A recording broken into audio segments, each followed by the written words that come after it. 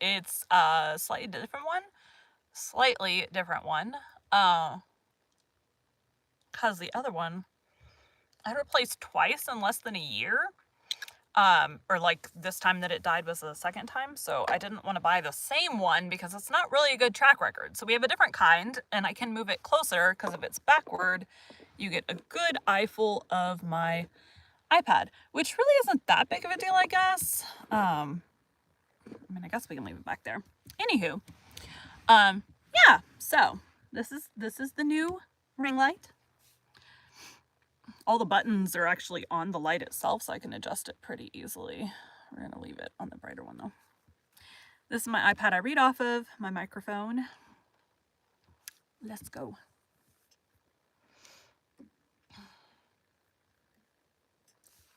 I think I'm doing 4 chapters.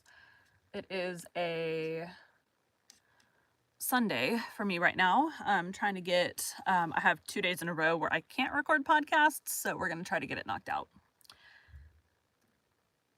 Today we'll be continuing Pride and Prejudice by Jane Austen. Chapter 29. Mr. Collins's triumph, in consequence of this invitation, was complete.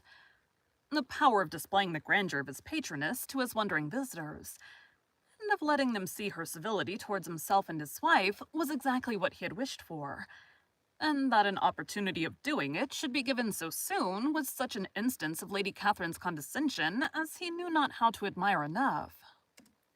We're actually going to bring this back forward because I like it better. There we go.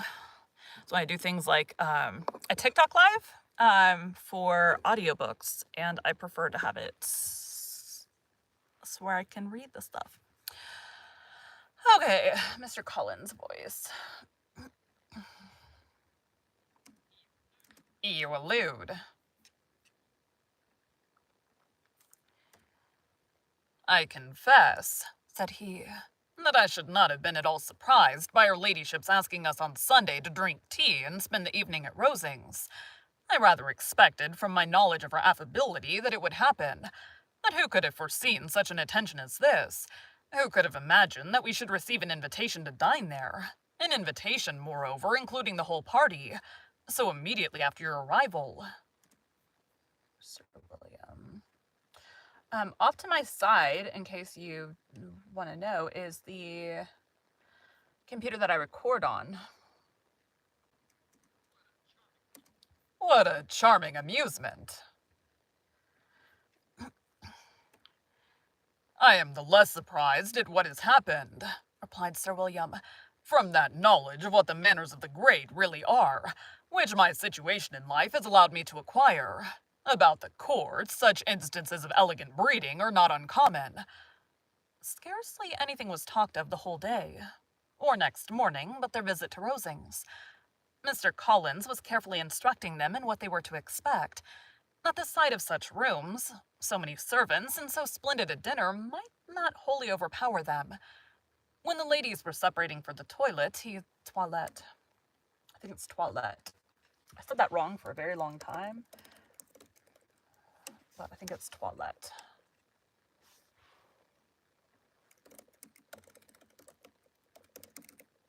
E-T-T-E. Yep. Toilette. Why? I don't know. I said toilet for a really long time. When the ladies were separating for the toilette, he said to Elizabeth, "Do not make yourself uneasy, my dear cousin, about your apparel. Lady Catherine is far from requiring that elegance of dress in us which becomes herself and daughter. I would advise you merely to put on whatever of your clothes I would advise you merely to put on whatever of your clothes is superior to the rest. There is no occasion for anything more. Lady Catherine will not think the worse of you for being simply dressed. She likes to have the distinction of rank preserved." While they were dressing, he came 2 or 3 times to their different doors, to recommend their being quick, as Lady Catherine very much objected to be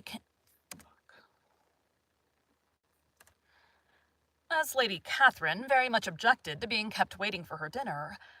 Such formidable accounts of her ladyship and her manner of living quite frightened Maria Lucas, who had been little used to company, and she looked forward to her introduction at Rosings with as much apprehension as her father had done to his presentation at St. James. As her father had done to his presentation at St. James's. As the weather was fine, they had a pleasant walk of about half a mile across the park.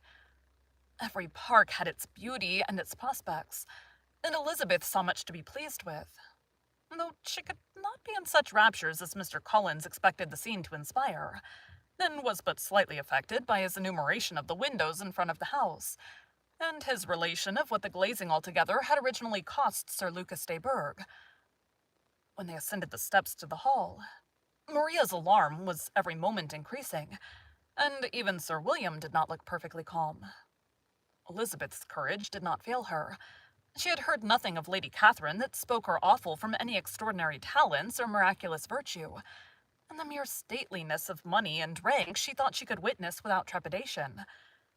From the entrance hall, of which Mr. Collins pointed out with a rapturous air, the fine proportion and finished ornaments, they followed the servants, through an antechamber to the room where Lady Catherine, her daughter, and Mrs. Jenkinson were sitting.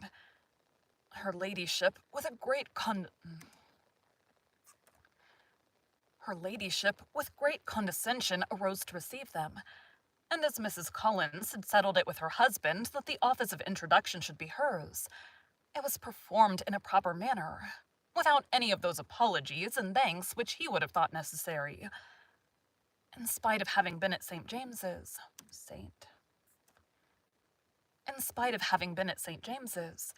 Sir William was so completely awed by the grandeur surrounding him that he had but just courage enough to make a very low bow and take his seat without saying a word.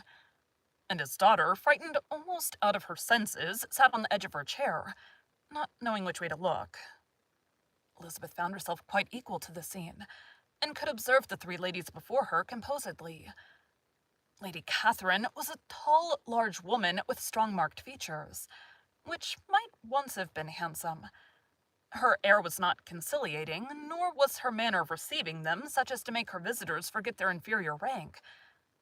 She was not rendered formidable by silence, but whatever she said was spoken in so authoritative a tone as marked her self-importance, and brought Mr. Wickham immediately to Elizabeth's mind.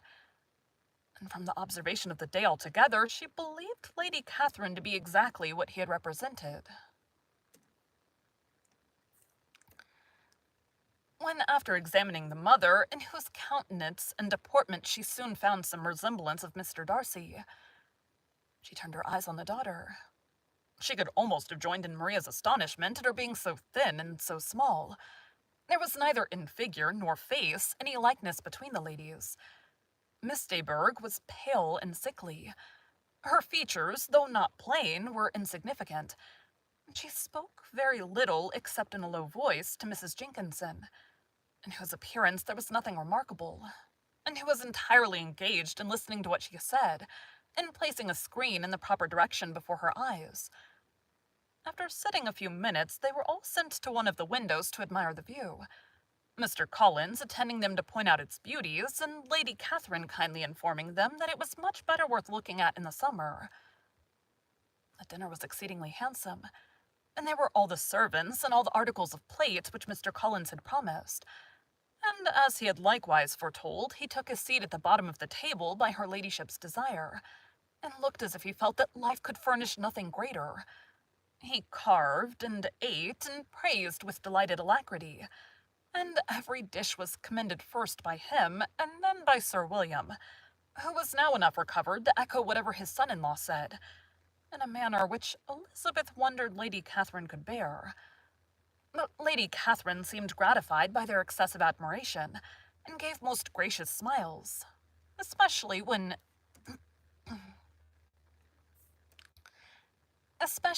any dish on the table proved a novelty to them. The party did not supply much conversation. Elizabeth was ready to speak whenever there was an opening, but she was seated between Charlotte and Miss de Bourgh, the former of whom was engaged in listening to Lady Catherine, and the latter said not a word to her all the dinner time. Mrs. Jenkinson was chiefly employed in watching how little Miss de Bourgh ate, pressing her to try some other dish and fearing she was indisposed. Maria thought speaking out of the question, and the gentleman did nothing but eat and admire. When the ladies returned to the drawing room, there was little to be done but to hear Lady Catherine talk, which she did without any intermission till coffee came in, delivering her opinion on every subject in so decisive a manner as proved that she was not used to having her judgment controverted. She inquired into Charlotte's domestic concerns familiarly and minutely, and gave her a great deal of advice as to the management of them all, told her how everything ought to be regulated in so small a family as hers, and instructed her as to the care of her cows and her poultry. Elizabeth found that nothing was beneath this great lady's attention which could furnish her with an occasion for dictating to others. In the intervals of her discourse with Mrs. Collins, she addressed a variety of questions to Maria and Elizabeth, but especially to the latter, of whose connection she knew the least, and who she observed to Mrs. Collins was a very genteel, pretty kind of girl. She asked her at different times how many sisters she had, whether they were older or younger than herself, whether any of them were likely to be married, whether they were kept handsome, where they had been educated, what carriage her father kept, and what had been her mother's maiden name. Elizabeth felt all the impertinence of her questions, but answered them very composedly. Lady Catherine then observed, "Your father's estate is entailed on Mr. Collins, I think. For your sake," turning to Charlotte, "I am glad of it. But otherwise, I see no occasion for entailing estates for the female line."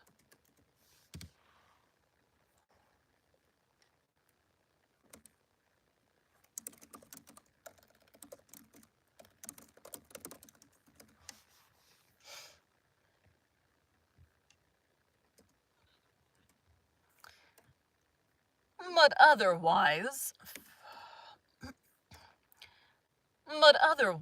I see no occasion for entailing estates from the female line. It was not thought necessary in Sir Louis de Bourgh's family. Do you play and sing, Miss Bennet? A little?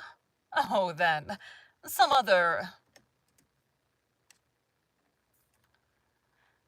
time or other we shall be happy to hear you. Our instrument is a capital one, probably superior to... You shall try it some day. Do your sisters play and sing? One of them does. Why did not you all learn? You ought to have learned. The Miss Webbs all play, and their father is not so good an income as yours. Do you draw? No, not at all. What, none of you? Not one. That is very strange. But I suppose you had no opportunity. Your mother should have taken you to town every spring for the benefit of masters. My mother would have no objection, but my father hates London. Has your governess left you? We never had any governess. No governess. How was that possible? 5 daughters brought up at home without a governess. I never heard of such a thing. Your mother must have been quite a slave to your education. Elizabeth could hardly help smiling as she assured her that had not been the case. Then who taught you? Who attended to you? Without a governess, you must have been neglected. Compared with some families, I believe we were. But such of us as wished to learn never wanted the means. We were always encouraged to read, and had all the masters that were necessary. Those who chose to be idle certainly might. I no doubt, but that is what a governess will prevent. And if I had known your mother, I should have advised her most strenuously to engage one. I always say that nothing is to be done in education without steady and regular instruction, and nobody but a governess can give it. It is wonderful. It is wonderful, lying in that way. I am always glad to get a young person well placed out. 4 nieces of Mrs. Jenkinson are most delightfully situated through my means, and it was but the other day that I recommended another young person, who was merely accidentally mentioned to me, and the family are quite delighted with her. Mrs. Collins. Did I tell you of Lady Metcalfe's calling yesterday to thank me? She finds Miss Pope a treasure. Lady Catherine, said she, you have given me a treasure. Are any of your younger sisters out, Miss Bennet? Yes, ma'am, all. All? What, all 5 out at once? Very odd, and you only the second. The younger ones out before the elder are married. Your younger sisters must be very young. Yes, my youngest is not 16. Perhaps she is Perhaps she is full young to be much in company. But really, ma'am, I think it would be very hard upon young...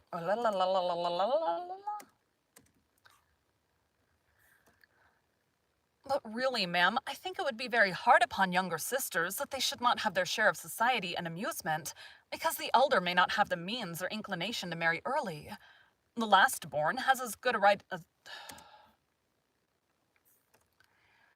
The last-born has as good a right to the pleasures of youth as the first, and to be kept back on such a motive, I think it would not be very likely to promote sisterly affection or delicacy of mind. Upon my word, said her ladyship, you give your opinion very decidedly for so young a person. Pray, what is your age? With 3 sisters grown up, replied Elizabeth, smiling. Your ladyship can hardly expect me to own it. Lady Catherine seemed quite astonished at not receiving a direct answer, and Elizabeth suspected herself to be the first creature who had ever dared to trifle with so much dignified impertinence. You cannot be more than 20, I am sure. Therefore you need not conceal your age. I am not 1 and 20. When the gentlemen had joined them, and tea was over, the card tables were placed.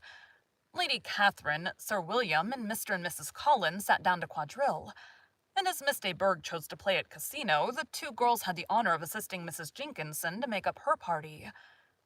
Their table was superlative.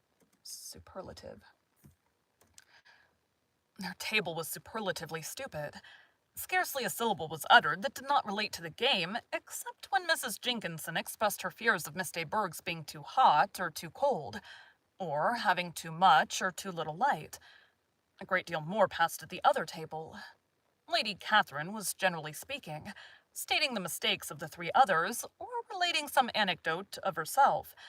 Mr. Collins was employed in agreeing to everything her ladyship said, thanking her for every fish he won, and apologizing if he thought he won too many. Sir William did not say much. Nope, don't like I said that. Sir William did not say much. He was storing his memory with anecdotes and noble names. When Lady Catherine and her daughter had played as long as they chose, the tables were broken up. The carriage was offered to Mrs. Collins, gratefully accepted, and immediately ordered. The party then gathered round the fire to hear Lady Catherine determine what weather they were to have on the morrow.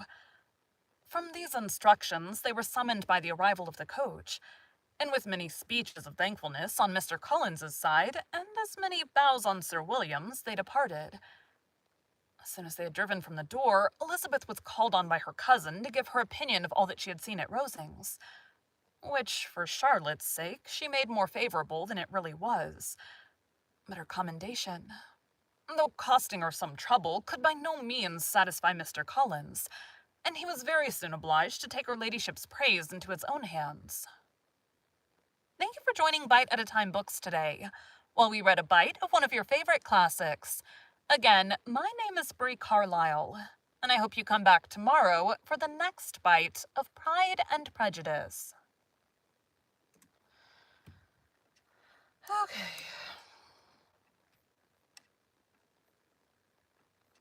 Gonna get one more done, and that's probably it. How long do I have episodes through? So that was 29. Because it'll be Tuesday, 11 and 12. It'll be Wednesday before I can record again. 29. Okay. Yeah, we will get one more done. Thanks, guys.